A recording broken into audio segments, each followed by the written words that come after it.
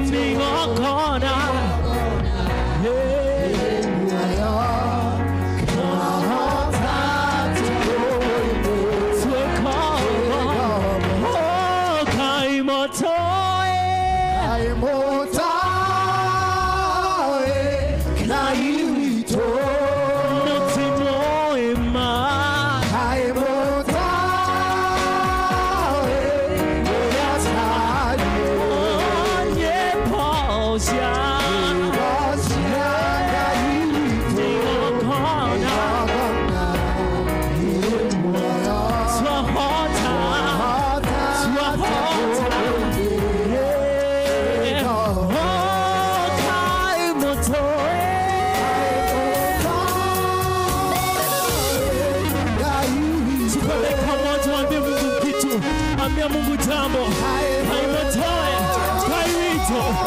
Ambia Mungu jambo, niaba kufikisha mahali hapa. Kama si nguvu zake, hatungekuwa hapa zaidi. There's no one like you, Yahweh. There's no one like you, Adonai.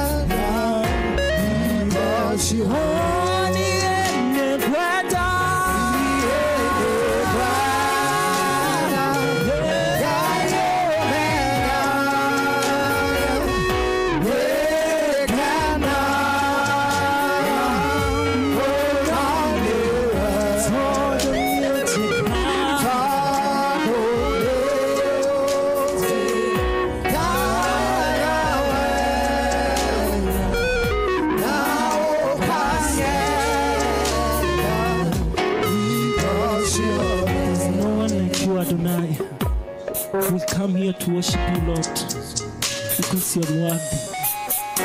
You are worthy, Lord. You are worthy, Lord. Come and take place this place, Lord. We're calling unto your name, Lord.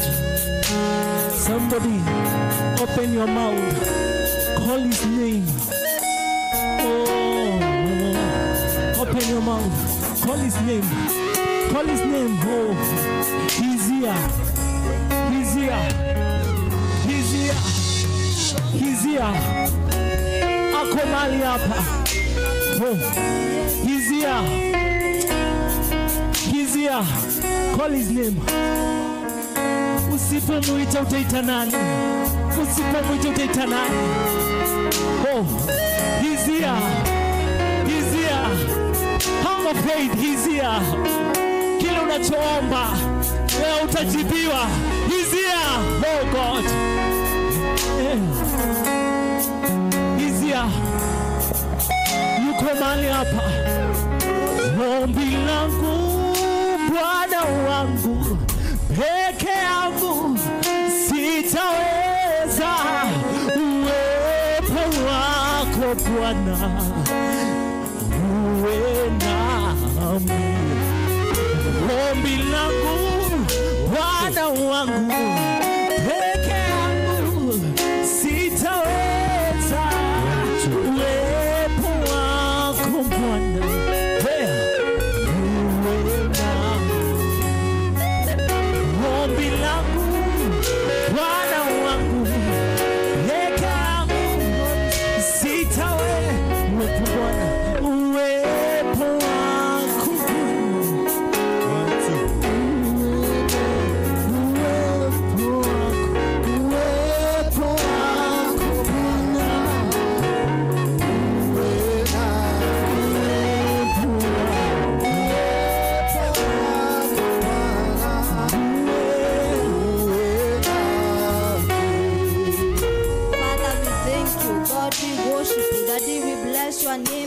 you are good and you are faithful.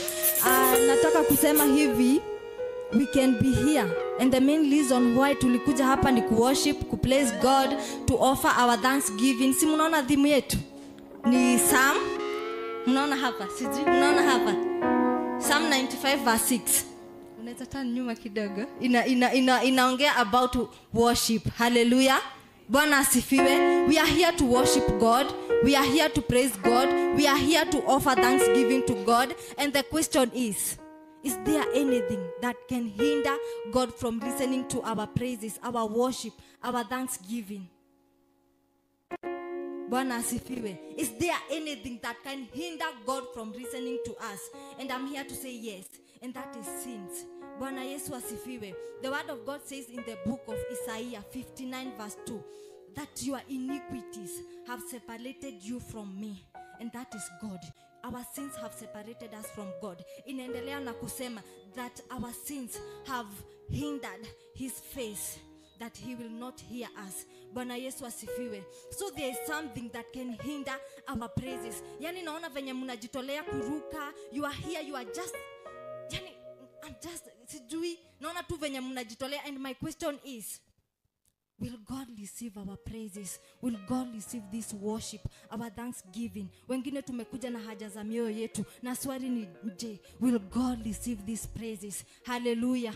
Bwana Yesu asifiwe. I want to say this, that there's a remedy, there's a solution to this, and the solution is for us to be forgiven our sins. Bwana Yesu asifiwe. The word of God says in the book of Mark chapter 11 26, ukisoma hapo from 23 uende hapo chini to 26, neno linasema vizuri that when we come here to pray, to worship, first of all we should forgive. Praise Jesus. Mimi sijui kama mnanishika, that kuna condition. Tumekuja hapa ku worship, ku praise, to offer our thanksgiving, but kuna condition that we should first forgive. Hallelujah. Bwana Yesu asifiwe. Na neno linaendelea na linasema that before God forgives us, hata yako na condition yake. Na condition yake is that we should also forgive others. Praise Jesus. Yani itakuwa tu yani unfair. Tumekuja hapa, we are worshiping, we are praising, but Mungu akose kusikia maombi yetu. Si ni vibaya? Yani venye tu unaluka, venye tu tunaimbishwa hapa na praise and worship wetu, they're just doing amazing work. And then Mungu akose kutusikia. I just desire that. Tutaambia Mungu tusamehe dhambi zetu. Hallelujah. Praise Jesus. I want to say this, that nataka to have our seat. But before we have our seat, nataka ujiulize hivi. Wewe as an individual, ni watu wangapi umeweka ndani ya moyo wako? Hallelujah. Ni watu wangapi umeweka ndani ya moyo wako simply because they did something wrong to you? Wewe umeweka watu wangapi ndani ya moyo wako? Nataka ujiulize hiyo swali. Hallelujah. Huyo auntie mwenye alikufanya madharau and you chose kumchukua ukamweka ndani ya moyo wako. Hallelujah. Praise Jesus. Nataka tujiulize ni watu wangapi praise and worship leader wetu alikuja hapa akakosa kutupea opportunity ya kuimbisha. You felt bad. Ukamchukua ukamweka ndani ya moyo wako. I'm here to tell you that Jesus is saying this. Hata tuofe hizi sacrifices zetu anaweza kosa kusikia because sins zinatuseparate from God. Hallelujah.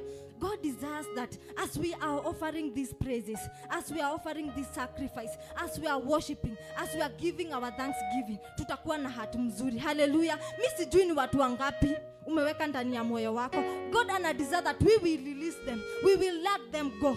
Hallelujah. Bwana Yesu asifiwe. Wewe umefanya vitu ngapi? It is by the mercies of God. Romans 3:23 that we have all sinned and we have fallen short of the glory of God. Hallelujah. Si pia sisi tumetenda dhambi. It is by the grace of God. Mimi sijui ni nani huyo alikufanyia something wrong na ukachukua ukamweka ndani ya moyo wako. Hallelujah. Kuna huyo dadi mwenye ulikuja ukaambiwa alikukataa, alikudeny even before you were born. Ukasikia vibaya, ukamchukua ukamweka ndani ya moyo wako. And Jesus is telling us today that amekosa nafasi ndani ya mioyo yetu because tumechukua watu tumeweka ndani ya mioyo yetu. And you know what, we serve a jealous God. Mungu wetu ni Mungu ambaye hataki competition, anataka kae ndani yake, ndani yako peke yake. Hallelujah. And now wewe umechukua neighbor yenu alikuacha kwa barabara, ukakasirika, ukafeel vibaya, ukachukua ukamweka ndani ya moyo wako. Kuna huyo mama yako alikuwa anakudiscriminate from other children, ukafeel vibaya mpaka wale hujawahi msamehea. And God is saying to us today, mimi siwezi compete na mama yako ndani ya moyo wako. Mimi siwezi compete na huyo ticha mwenye alikuita mjinga ukiwa mdogo na hujawahi msamehea. It's either mimi ama huyo mwenye alikukosea umweke ndani ya moyo wako. Praise Jesus. Imagine tunaweza offer hizi sacrifices zetu na Mungu akose kusikia. It will be too bad. It will be too bad. Mungu anatamani that we will let go for us to move ahead, for us to grow, for us to get to our destiny. We will have to let go. Hawa watu ambao tumeweka ndani ya mioyo yetu, tafadhali let us release them. Wacha tuondoe ndani ya mioyo yetu. And Peter asked in the book of Matthew chapter 18. Hallelujah. Ukisoma from 20, Peter anaenda kwa God anamuuliza, Jesus Christ, how many times should I forgive my brother? How many times should I forgive my brother? And Jesus answered, not 7 times, but 70 times 7. Hiyo ni mara ngapi tunafaa kuforgive others? 70 times 7 for 90. Mimi I don't know. Huyo mwenye alikukosea ukamweka ndani ya moyo wako. Na God anasema, imagine mimi siwezi compete. It's either uamue mimi utaweka ndani ya moyo wako ama ni hao wengine. Na ninataka as we have our seat, jiulize hii swali. Huyu mtu niliweka ndani ya moyo wangu mwenye alinikosea, is he worth to be there? Anza kucount. Ukimaliza kucount, have your seat. Ukimaliza kucount, have your seat. Kama hujamaliza, don't sit. Utuambia huyo mwenye alikukosea amefanya vitu ngapi? I don't know. Huyo mwenye alikukosea amefanya vitu ngapi? Huyo mwenye umeweka ndani ya moyo wako. You know, we are living in a generation where people are hurt. Tuko na machungu ndani yetu. Tumepitia mangumu. Na tumeamua kuchukua watu tukawaweka ndani ya mioyo yetu. And let me tell you something. Jesus is saying, mimi siwezi shindana na watu. Today we are going to choose to release others. Otherwise Mungu hatakaa ndani yetu. Otherwise Mungu hata receive hizi praises zetu. Si ni vibaya sana tukuje tunafanya hizi kazi zote na ikuwe ni kazi ya bure? Or what do you think? Imagine venye umejitolea ukalipa fare ukakuja huku and then God anakuangalia anasema hakuendagi hivyo. It's either you release them ama mimi sitaka ndani yako. Si ni vibaya sana? We are going to let them go. I love the way Jesus anaendelea anasema in the book of the same Matthew chapter 18. Hallelujah.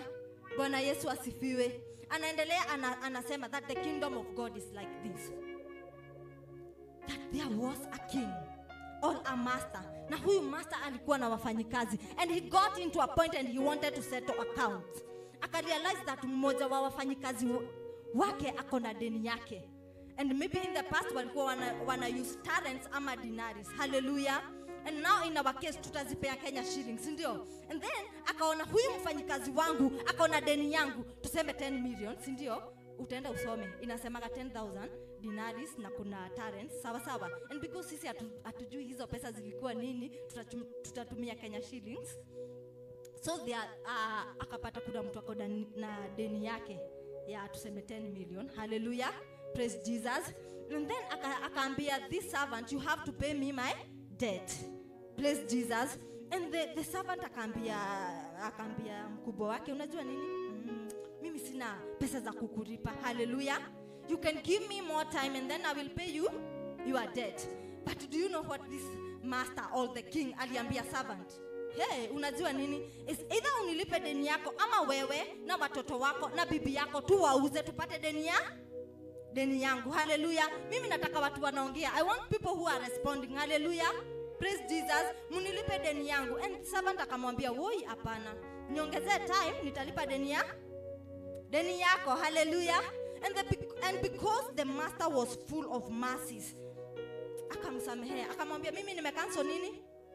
Hiyo deni yako. You don't have to pay me." Praise Jesus. And the master and the servant akaenda free. Yani I don't have to pay the 10 million shilling. Hallelujah. Praise Jesus. Na ikakuwa ni hivyo. And the time that the servant was going, anaenda tu zake, akapatana na servant mwenzake ambaye alikuwa na deni yake. Hallelujah. Nataka tupe hii deni yake 1,000. Hallelujah. Akapatana na mtu akona deni yake ya 1,000. Hallelujah. And then akamwambia, wewe nilipe deni yangu. Hakuwezi enda hivyo, nilipe deni yangu. And the servant akamwambia, ni servant mwenzake, mimi sina pesa, give me more time and then I will pay you your debt. Hallelujah. Akamwambia, mimi sina. Huyu servant mwenye alikuwa amesamehewa akasema, it's either unilipe ama uende wapi? Prison. Hallelujah. Praise Jesus. Akaambiwa sasa unilipe ama uende prison. Na huyu servant alikuwa sijui anakaje. Unajua alifanya nini? Alimwambia, enda prison, ukae huko mpaka unilipe deni yangu. Imagine. Yeye amesamehewa 10 million. 1,000 ameshindwa kufanya nini? Kusameheana. Sijui kama mnanishika. 10 million na 1,000 ameshindwa kusameheana. Hey, si watu walikuwa hapo wakasikia hiyo story. Wakaenda wakaambia mkubwa wao, the king ama the master. Unajua ule mtu mwenye ulimsamehea ameshindwa kusameheana 1,000. Hallelujah. Hey, wacha master asikie hivyo. Wacha machungu imjae. He said these words in the book of Matthew chapter 18. Akasema hivi, and then munitie huyo mtu. Kwani anakaje? Mimi namsamehea 1 million anashindwa 10 million anashindwa kusameheana 1,000. Hayuko serious. Si akaletwa. Hallelujah. Praise Jesus. Akakuja. I was just finding version yenye inatumia word mzuri. Unfortunately sikupata. Unajua namuita aje? You wicked servant. Yenye ilikuwa inamuita evil servant. Mimi nakusamehea 10 million, wewe unashindwa kusameheana 1,000. Si hayuko serious? Ama wewe unaona aje? Hayuko serious. Hey, alisema wacha huyu mtu achukuliwe aenda prison akuwe tortured mpaka aweze kulipa deni yangu. Alikuwa amesamehewa 10 million, akashindwa kusameheana 1,000, ameambiwa aende prison mpaka alipe. Imagine ulikuwa tu umesamehewa 10 million. Sasa imebidi uende ulipe. And Jesus, and by the way these are the words of Jesus. Sawa sawa? So muone ni Jesus anasema that the same way this master ama this king a retreat huyu servant is the same way that our Jesus Christ will treat us. Time yenye yeye, I don't know, wewe kutoka uzaliwa sijui umekuwa ukifanya nini. Si umekuwa ukifanya vitu mingi. And it is by the mercies of God. Mungu amekuwa akitusamehea. Hallelujah. But for you, kitu kidogo hivi ulifanyiwa, ukaamua hutasamehea. And remember that Jesus amesema vizuri that if we don't forgive others, pia yeye hata tusamehea. Si nasemaga hivi in the Lord's Prayer. Ama tunasemaga aje? Forgive us our as we do what? Kwa hivyo kuna conditions, ndio? Lakini wewe ulisema hutasameheana. You know some of us we are very funny. Yaani mpaka shosho mwenye ashakufa ulisemaga hutawahi msahau.